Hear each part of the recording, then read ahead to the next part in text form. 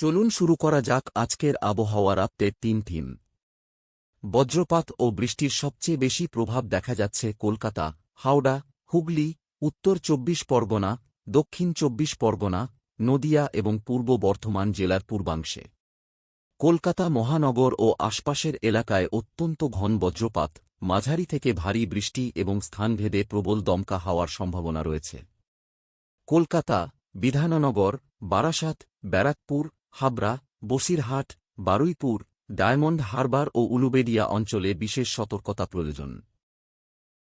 নদিয়া জেলার কৃষ্ণনগর, রানাঘাট, শান্তিপুর, চাকদহ, তেহট্ট ও করিমপুর মহকুমা এলাকায় সক্রিয় বজ্রগর্ভ মেঘের প্রভাব রয়েছে।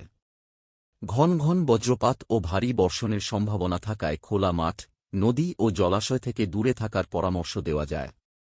পূর্ব বর্ধমান জেলার কালনা, মন্তেশ্বর, মেমারি, কাটোজা ও ভাতার সংলগ্ন এলাকায় বজ্রঝড়ের ঝুঁকি রয়েছে। একই সঙ্গে পশ্চিম বর্ধমান জেলার দুর্গাপুর ও তার পার্শ্ববর্তী অঞ্চল বজ্রপাতসহ বৃষ্টির আওতায় রয়েছে। পূর্ব মেদিনীপুর জেলার তমলুক, কোলাঘাট, পাঁশকুড়া, কাঁথি ও হলদিয়া অঞ্চলে বিক্ষিপ্ত বজ্রসহ বৃষ্টির সম্ভাবনা রয়েছে।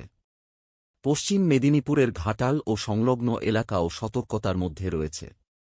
সর্বোচ্চ সতর্কতার জেলা হল কলকাতা, হাওড়া, উত্তর ২৪ পরগনা, দক্ষিণ ২৪ পরগনা, নদিয়া এবং হুগলি। এর পরের স্তরে সতর্কতা প্রযোজন পূর্ব বর্ধমান, পশ্চিম বর্ধমান ও পূর্ব মেদিনীপুরে।